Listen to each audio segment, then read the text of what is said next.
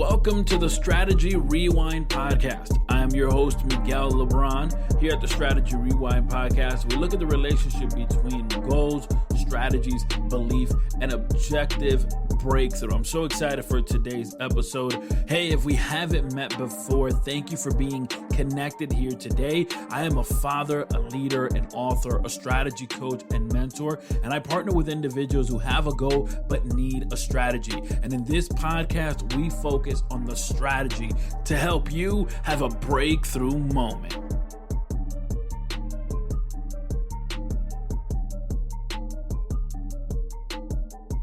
Let's talk about the difference between balance and harmony.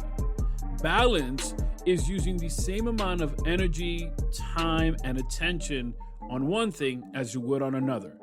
So that is, if you go to work or you go to school or you're on a daily task, that the same amount of energy, time, and attention that you would invest in that you would invest it as well into something else. Now, let's be honest here. If you're working a 9 to 5 or from midnight to sun up to sundown and anything in between, we know that you may not be investing the same time, energy, and attention on one thing as you do with another. And I'm not here to make you feel bad because I'm in the same boat as you. So what I have learned is that instead of trying to create balance, let's create harmony. You see, when we create harmony, we use the things we learn on one end and use them on another. So what I learn at home, I apply it at work. And when I learn at work, I apply it at home. The interaction, the creativity, the problem solving, the creating projects, etc. Another thing is that harmony requires for you to be present. I'm here now. If I'm at home now. And this is what I'm doing now. That's what harmony requires. If I'm at work now. I'm here now. How can I use everything that I have here now to be the best version here now? And you say, Miguel, what about those days that you don't feel so great? Do you simply put on a facade? No, I don't think, and I don't believe, and I don't subscribe to the philosophy, to the idea that you should fake it until you make it. I don't believe in that. Because when we say fake it till you make it, we are ignoring mental health. Mental health is so important. As a Hispanic, as a Latino man, I can tell you that within our community, we don't talk enough about mental health. The things that are happening to you, oftentimes, some people will attribute it to your past, or they'll attribute it to your future, or they'll attribute it to something spiritual. But really, seldom do we look at mental health as something so important. And one of the things that we can do to really focus on our mental health is find harmony. I'm here now, because anxiety is using the energy, using the resources for today, for now, into a possibility that may or may not happen tomorrow. And that's the dangerous thing. When we talk about mental health and we talk about anxiety, it's using all of your energy, all of your resource, all of your time that you have now to focus on to something that may or may not happen tomorrow, that may or may not happen later. And so being present is so important when it comes to simply trying to find mental health. We talk about mental health, and oftentimes we put it aside as to something we're not involved in. The truth is that health is something that we're all a part of. You either have good health or bad health. And you either have good mental health or you have bad mental health. How do we get to a good and positive and safe place? We start with harmony. I can't control everything. So let me control the things I can control, and the things that I cannot, I'm not going to allow them to control me. We have to start with harmony. I'm here now. Later, I'll be home. Later, I'll be doing X, Y, Z. But now, I'm here. So let me give the best of me here. And when I'm there, somewhere else, I'll give the best of me there. In trying to find balance, what you're going to try to do is, well, you're going to try to invest the same amount of time, energy, and effort. And we know that throughout the day, you may have more energy in the morning or more energy in the afternoon. which is very important when it comes to scheduling and time blocking and creating your agenda. Because if you know that you have more time and more energy and more attention in the morning, well, then why don't you get those things that require more time and attention in the morning, get those things out of the way so that later on in the day, while maybe you're not as energetic or maybe you're not as invested, right? Let's explore why that is, but let's also arrange the agenda in such a way that you could have harmony. That is, be as present as possible in the morning, be as present as possible in the afternoon, and be as present as possible at night.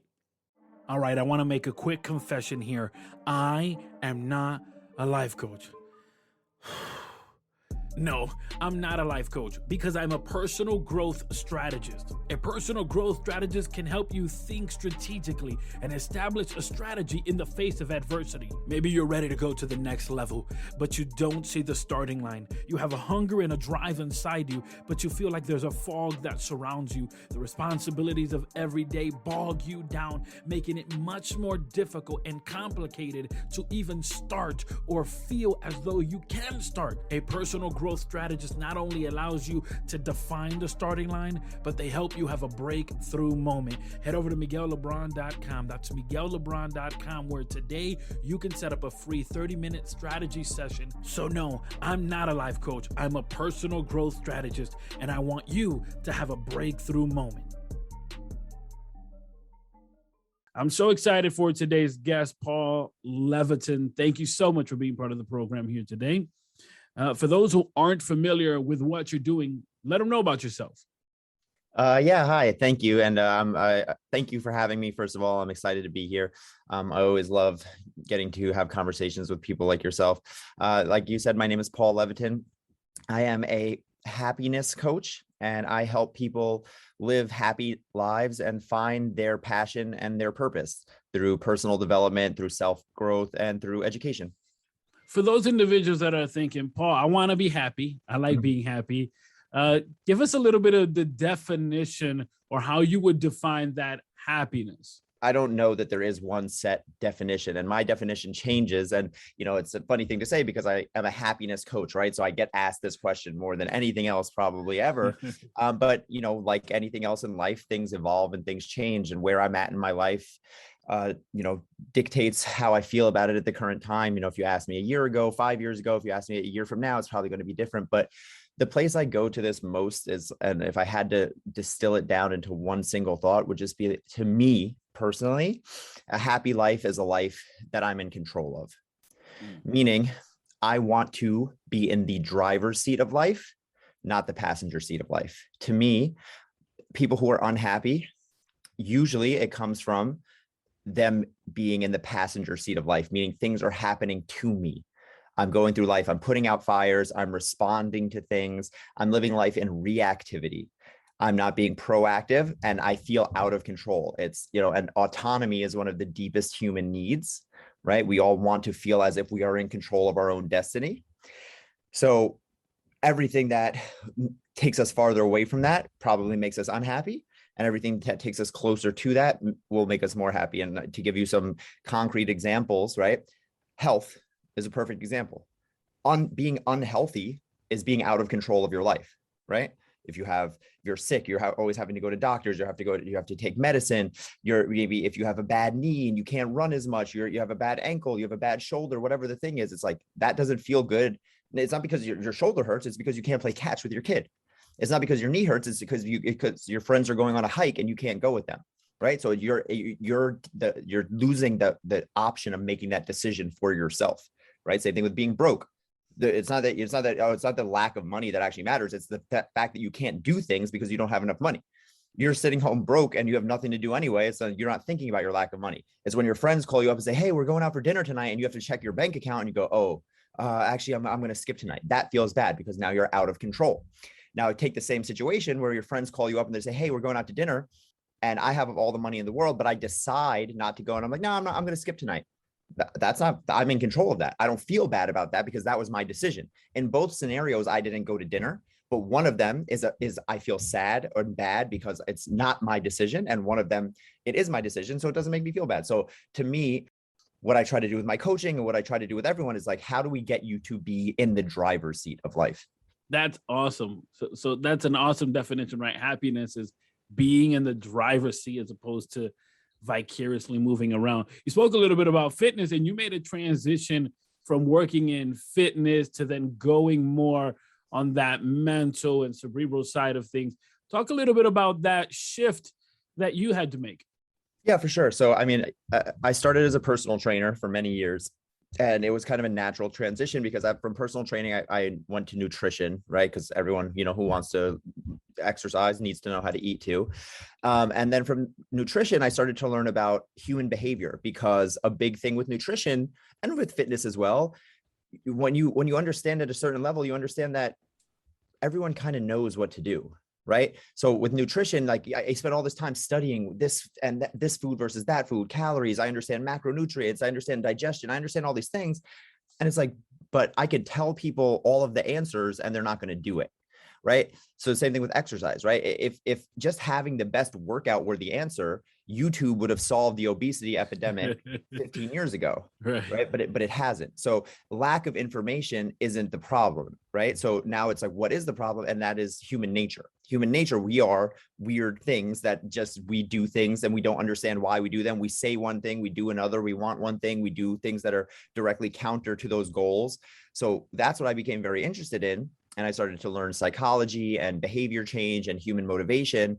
And when I kind of went down this rabbit hole, I was like, oh, this is what's important. Because if I can help people change and understand human nature, then you can take that and do whatever you want with it, right? You can take that and become healthy. You can take that and become successful in business. You can take that and become successful in your relationships, because this is all human stuff. So my podcast is called The Healthy, Happy Human. And I say the human part because this is all human stuff. And this is why I can talk about stuff like this and people can nod their head and go, yeah, that is kind of true. I'm like, because we're all humans. And I've gone through this stuff, and I have, the fortunate background of, again, being a personal trainer. I was in the gym working with people to literally change. I mean, that is what a personal trainer does. I help people change. Now, this was changing their physical body. Now I have to help them change their mindset. But I had in the trenches work of like, what works and what doesn't. How do you motivate people? How do you get people to do things? And like, that's kind of where I realized, like, oh, this is how I can help more people, is by helping them change the mental more than working so much on the physical.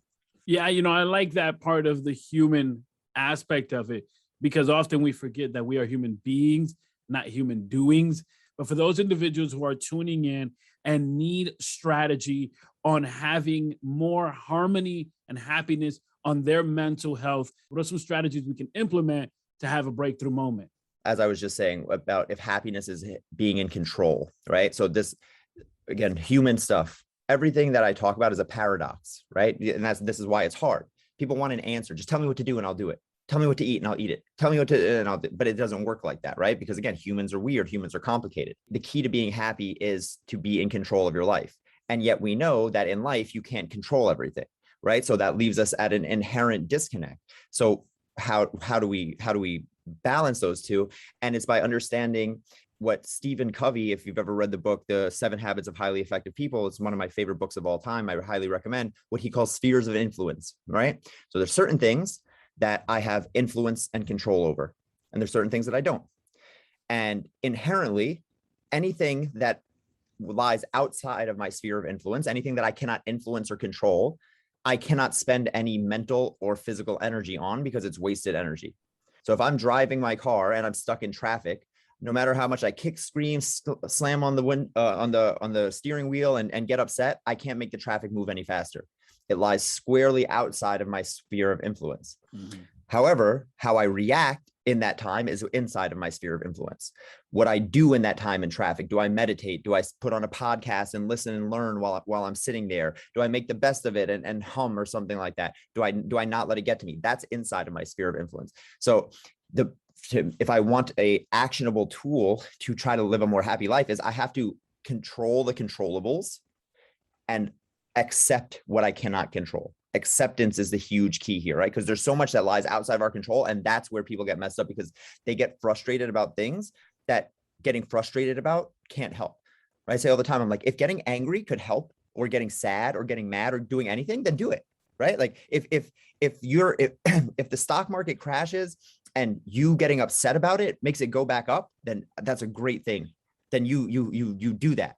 But if something happens and you getting upset about it doesn't change anything, then you getting upset is only hurting you. It's not fixing anything. It's not doing anything else. So now again, that's a hard thing, right? This is a paradox because human nature, we have emotions and stuff like this. So I understand that what I'm saying is challenging, and this is why it's a skill, and this is why you practice, and this is why, things there's called a meditation practice. It's called a mental health practice. It's all practice. It's a muscle that you get better at, right? People ask me, how do you do this? I'm like, I just do it every day. It's like going to the gym. You don't think, of course I get mad. I'm not always happy. That's not the point. But the point is, when something happens that I can't control, right? Like I'm on a podcast right now and my 5-year-old nephew running in the room and starts, throwing things around in the background. It's like, I could get mad at that, but that doesn't change anything. So why would I waste my energy?